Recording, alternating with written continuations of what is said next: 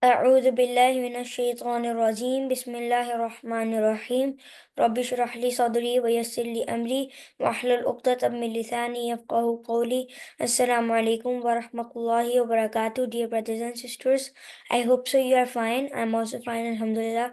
So let's start our today's session on the conquest of Mecca. So I am sharing my screen. I hope so you can see.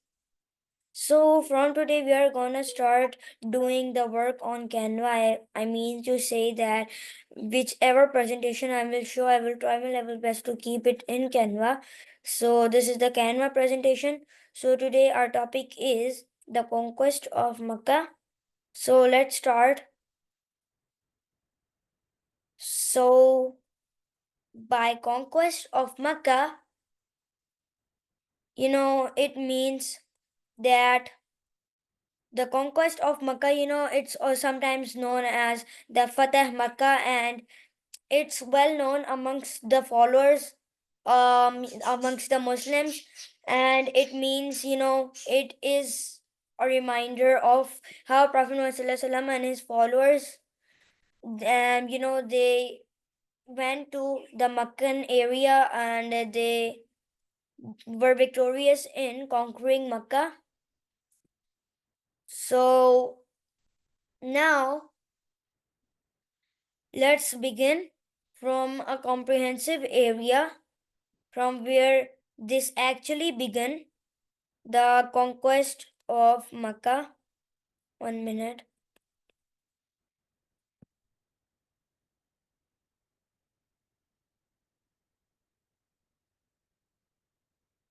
One minute.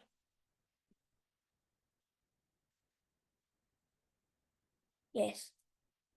So now this conquest of Makkah, it is a military campaign which was led by Prophet Muhammad ﷺ and his followers in the year 630 AD. And it was not to say that it was a battle, it was a peaceful victory amongst the Muslims, as they entered in Mecca peacefully with no bloodshed, spreading, and it marked this era as to be the Arabian Peninsula in the Muslim world. It became in the Muslim world because the people became Muslim, the Meccans, and then they went to another fight which we will not discuss in this session. We will discuss it in another session. So now all of this began by a treaty which is known as Sulh Hudaybiyah, and this treaty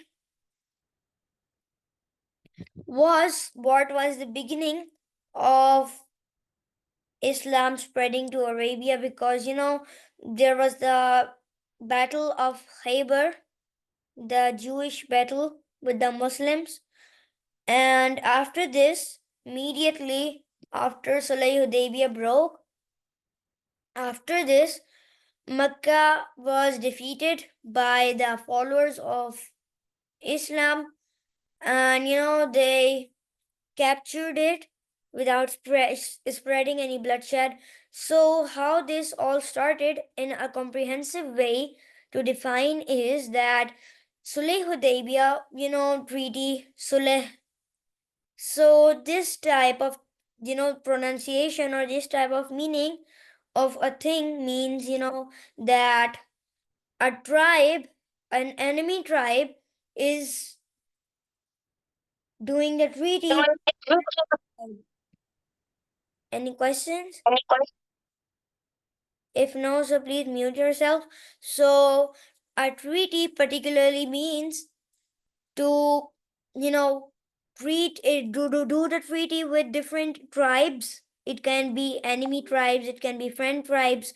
So this is how the Muslims of Medina did the treaty of Sulh Hudaybiyah with the Quraysh, and after 1 or 2 years of that treaty broke because of only one thing. Because, the Quraysh, their tribe, one of their tribe attacked Muslims tribe, and that tribe was known as Banu Bakr, and it had the support of the Quraysh as well as they attacked. And after that, the Quraysh wanted to again start this treaty as a peaceful manner, but it couldn't start because of the image represented to the Muslims, and they were enraged to fight to the last to the from the Quraysh. So that's how Abu Sufyan and his all of his things, whatever he could do, whatever he did by coming to Medina and trying his level best to make the Muslims calm down and again sign the treaty. But because of these things, still the Muslims didn't come into all of this, and they still were in this scenario that the Quraysh had supported his tribe to attack Muslims tribe. And because of this, after this, the Muslims came with an army of believers stronger than at the day of the Khandak. At Khandak, there was a whole Arabia gathered, and there were at least 10,000 strong men by some estimates and some sources. And on this day, 10,000 believers marched into Mecca, entering peacefully, as I told you, on Ramzan 18:8 AH. Okay, AH means Hijri. So after this, their enemies, the Muslims' enemies, were given forgiveness and mercy. And Prophet Muhammad sallallahu alaihi wasallam, peace be upon him, declared that there would be no fighting, and after this, all of the things as well. And the Muslims also crushed, you can say, or broke the idols, the stone idols amongst Kaaba, and they threw those trash or those idols away from Kaaba, clearing it. And after that, the Meccans were called out and told that the Muslims do not do violence. There would be no violence. There would be freedom. There would be equality, and everybody would be given rights except those who did bad things. But I don't think so that there was anybody who did any bad thing, because all of them died. All of them died means like Abu Jahl and Utbah ibn Rabi' and more other people, different people. Give me 1 minute. I'm drinking some water.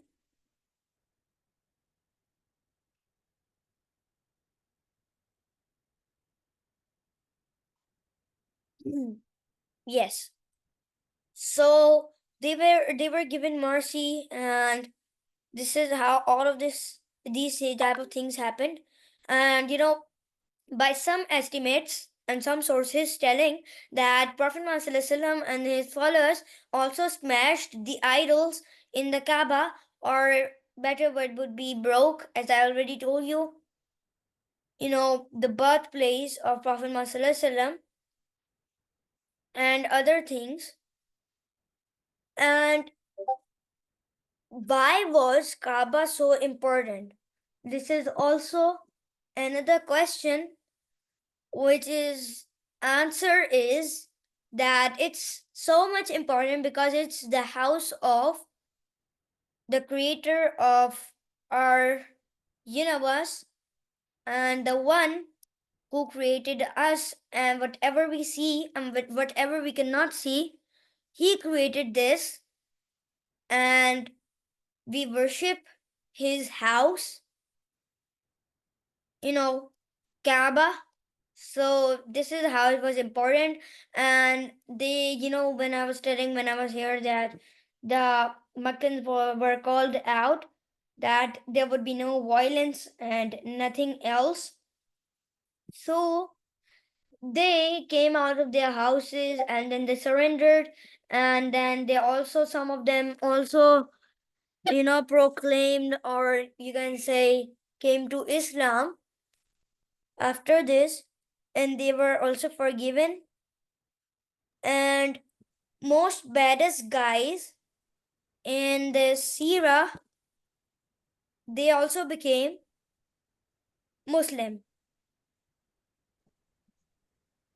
known as Abu Sufyan and his wife Hind binti Utbah, and many others. I don't know anyone's name except these two. And Abu Sufyan was the leader of Makkah. So let's go forward.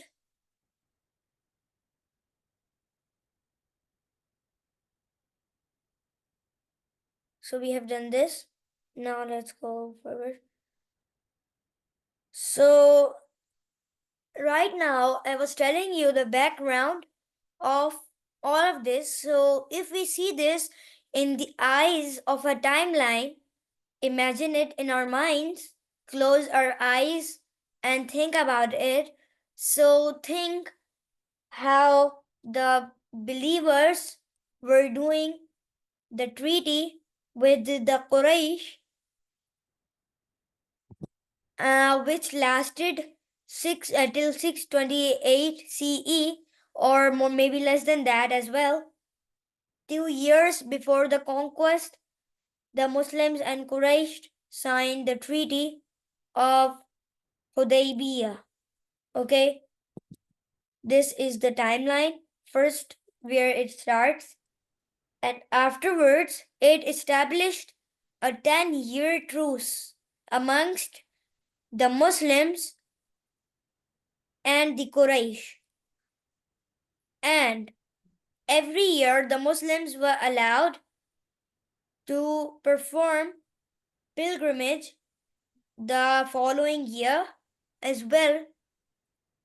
Not every year, because the Quraysh, all of that stuff, so they did whatever they could to stop them from coming, but eventually they had to allow them to come next year, so they returned back. The treaty also permitted both parties to form alliances with other tribes. Violation of the treaty was when the Banu Bakr tribe, the Quraish's allied, attacked the Banu Khuzaa tribe, who were the allies of the Muslims. By the way, as I told you, the Quraysh supported the Banu Bakr tribe in attacking, and this is how the 10 years truce had fallen apart and it was thrown out of the window like this. And now the leader of Banu Khuzaa appealed, or you can say helped, asked for help of the Prophet Muhammad Sallallahu Alaihi Wasallam, peace be upon him. He wanted, he wanted to ask for his protection, and he told about the situation, about the scenario which was going on in his area.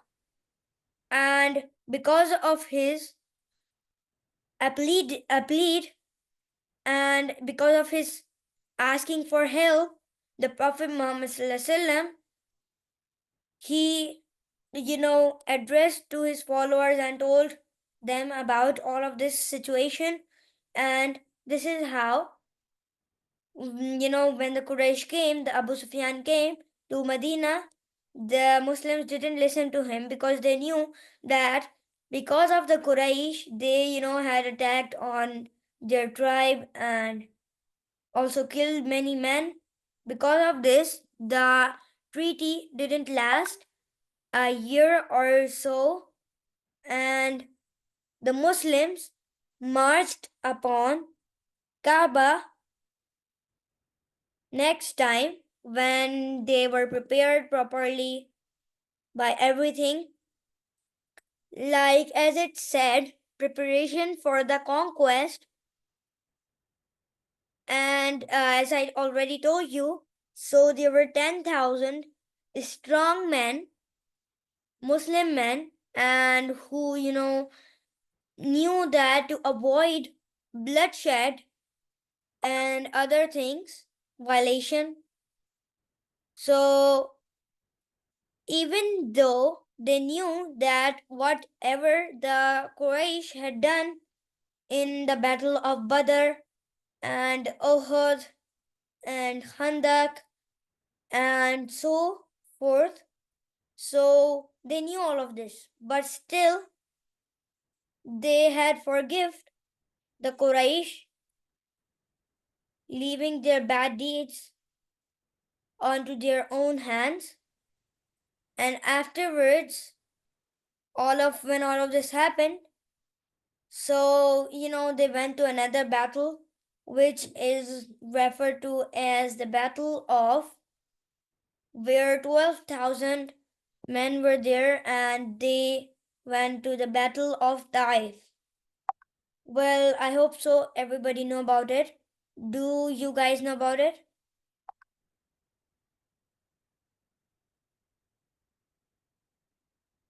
Any one of you?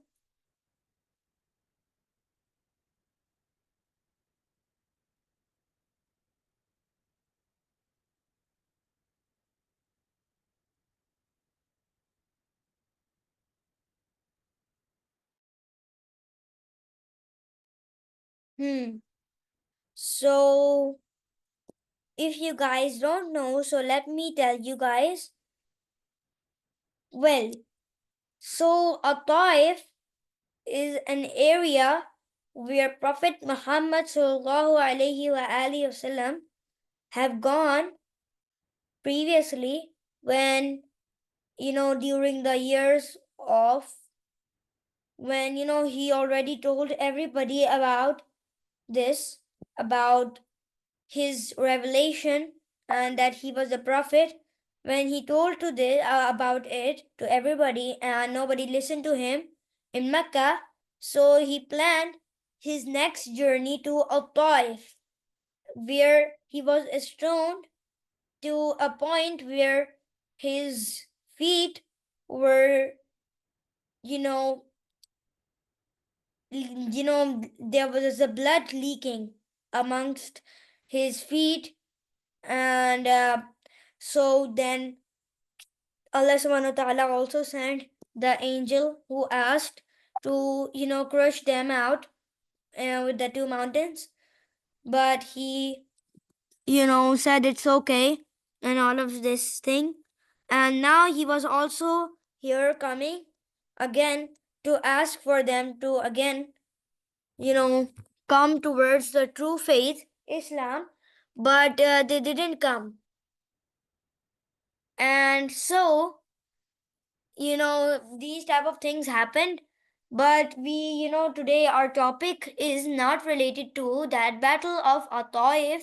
So it's better to tell you guys about the Sulh Hudaybiyah part and the conquest of Mecca, which I have already told you guys in a short form. Okay, so this is all, and this is how this was the beginning of the victorious moment, and this is the moment which I was waiting for, because from now on, when we will go so so forth, and we will learn about different battles of Khalid bin Walid radhiyallahu ta'ala anha, and different other things, the battle of Yarmouk and the battle of different other areas. So this would be a very fun part, because then our Abbasid Caliphate and the Umayyad dynasty would come as well, and after that, the Emirates of Cordoba and other, emirates and dynasties and empires would come. And this is a very good moment because we are turning to the next era of Muslims. So, until then, dear brothers and sisters, this was all. Thank you very much, dear brothers and sisters. I hope so you understood everything. If you have any question, so you can ask me before I leave this session. If you don't have, so let me know, then I can, you know.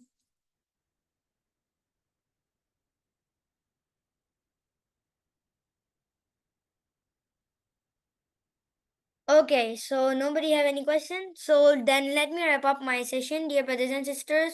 Thank you very much, dear brothers and sisters. Jazakallah khairan. Assalamu alaikum wa rahmatullahi wa barakatuhu. Allah Hafiz. Jazakallah khair.